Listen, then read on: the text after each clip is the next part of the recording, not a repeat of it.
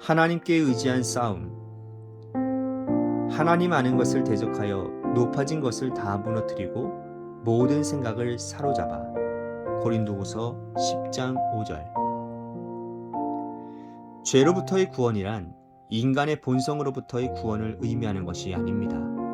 인간의 본성 중 선입견 같은 것들은 신자들이 무시하면 제거됩니다. 그러나 어떤 것은 오직 하나님의 영에 의해 부여된 신적 능력에 의해서만 강제적으로 제거될 수 있습니다. 또 어떤 것은 우리가 싸우기보다는 가만히 서서 하나님의 구원을 보아야 하는 것도 있습니다. 그러나 하나님의 지식을 대항하여 날뛰는 모든 이론과 개념은 인간의 노력이나 타협으로 되는 것이 아니고 오직 뜻을 다해 하나님의 능력만을 의지할 때 무너뜨릴 수 있습니다. 오직 하나님께서 우리의 성향을 바꾸시고 우리가 성화의 과정에 들어가기만 하는 그 싸움은 시작됩니다. 이 싸움은 죄와의 싸움이 아닙니다. 우리는 죄와 결코 싸울 수 없습니다. 오직 예수 그리스도만이 그분의 구속을 통해 죄를 다루실 수 있습니다. 우리의 싸움은 육에 속한 삶을 영에 속한 삶으로 바꾸는 것입니다. 이 일은 결코 쉬운 일이 아니며 하나님께서도 그 싸움이 쉽도록 의도하지 않으셨습니다. 이 싸움은 오직 계속적인 믿음의 선택을 통해 승리할 수 있는 싸움입니다. 하나님께서는 우리 자신의 성품이 거룩해지고 있다는 느낌이 아니라 죄 사함을 통해 우리를 거룩하게 하십니다. 그러면 우리는 죄 사함을 받은 그 상태에서 계속적인 믿음의 선택을 통해 거룩한 성품으로 나아가는 것입니다. 이 믿음의 선택은 우리의 자연적인 생명의 생각과 논리에 계속적인 반감을 일으킬 것이며 하나님의 지식을 대항해 날뛰는 주변의 모든 것들에게 적개심을 갖게 할 것입니다. 우리는 후퇴하여 하나님의 왕국과 관련 없는 삶을 살 수도 있고 강한 결심 가운데 하나님을 대적하는 것들을 멸절시켜 나아가면서 예수님으로 하여금 다른 영혼들을 구원의 영광으로 인도하게 하실 수 있습니다.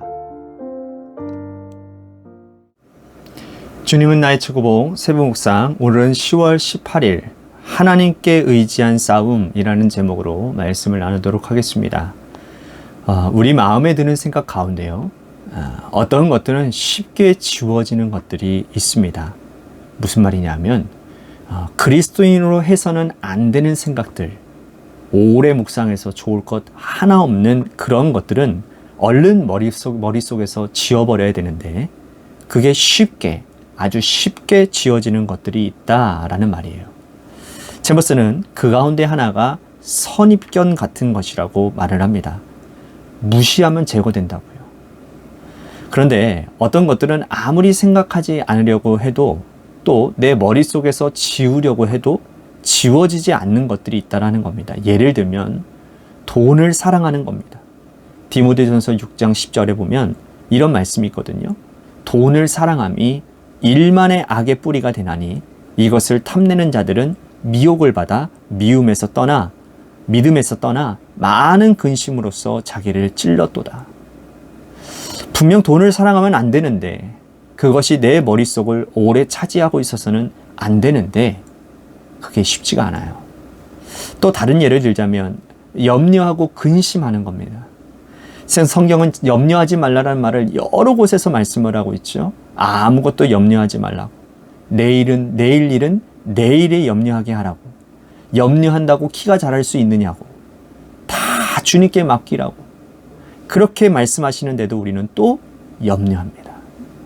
상황이 주어지고 눈앞에 어떤 문제가 보이면 염려해요.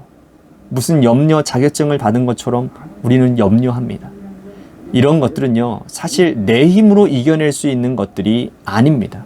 그래서 챔버스는 어떤 것은 오직 하나님의 영에 의해 부여된 신적 능력에 의해서만 강제적으로 제거될 수 있다고 말을 합니다. 즉 다시 말씀드리면 주님의 도우심이 없으면 제거되지 않는다라는 말이에요. 또 어떤 것은 우리가 싸우기보다는 가만히 서서 하나님의 구원을 보아야 하는 것도 있다고 말을 합니다.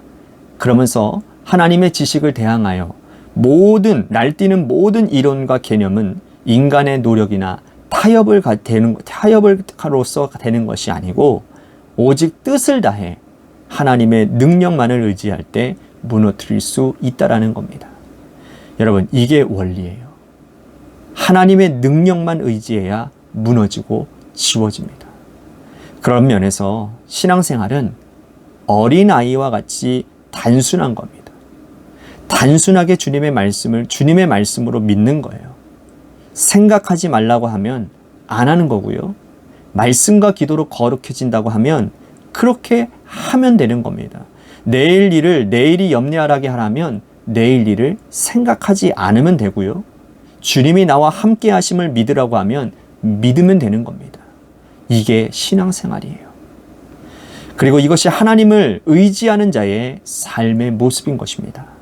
그런데 이 싸움은 오직 하나님께서 우리의 성향을 바꾸시고 우리의 성화의 과정으로 들어가야만 그 싸움이 시작된다라고 챔버스는 말을 해요.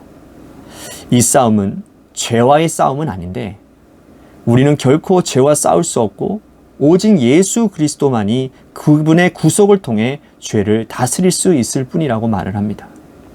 그러면서 우리의 싸움을 말하는데요. 우리의 싸움은 육에 속한 삶을 영에 속한 삶으로 바꾸라고 말합니다. 그렇습니다. 죄와의 싸움은 주님께서 이미 십자가에서 싸워 이기셨습니다. 그 최대의 수혜자는 바로 우리예요. 주님이 이기신 그 싸움을 통해 우리는 구원의 자격을 갖게 되었고요. 모든 죄가 사함을 받아 하나님의 자녀가 되었습니다. 이제 우리가 할 일은 육에 속했던 삶을 영에 속했던 삶으로 바꾸어 가야 합니다. 여러분 생각해 보세요. 돈을 사랑하는 것도 염려하는 것도 다 세상에 속한 육에 속한 우리의 삶의 결과 아닙니까? 자, 오해하지 마세요. 돈이 필요 없다라는 말이 아니고 아무 걱정 없이 아무 생각 없이 살아야 한다는 말도 아닙니다.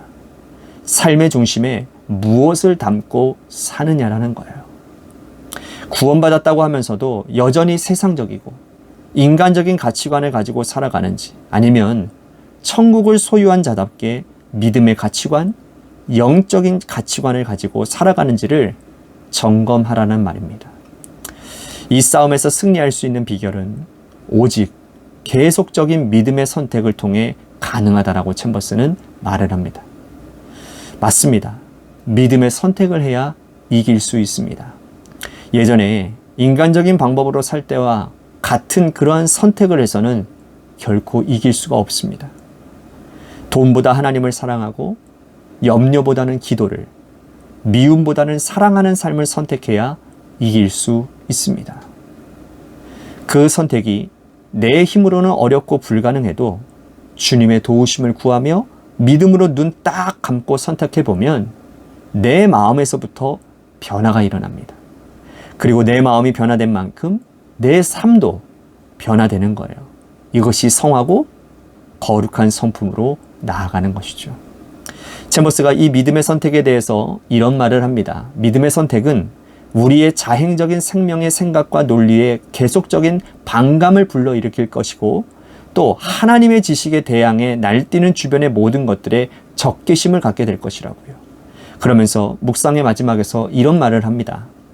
우리는 후퇴하여 하나님의 왕국과 관련 없는 삶을 살 수도 있고 강한 결심 가운데 하나님을 대적하는 것들을 멸절시켜 나아가면서 예수님으로 하여금 다른 영혼들을 구원의 영광으로 인도하게 하실 수 있다고요. 그렇습니다. 우리의 믿음의 선택에 분명 거부감을 갖고 대항하는 사람들이 있을 수 있는 것입니다. 하지만 믿음의 사람들은 그 믿음의 선택에 박수를 보내며 격려할 거예요. 사랑하는 성도 여러분, 그래서 우리는 믿음을 선택하며 살아야 됩니다. 믿음의 선택을 하며 살자고요. 주님의 도우심으로 끝까지 믿음으로 승리하는 우리가 됩시다.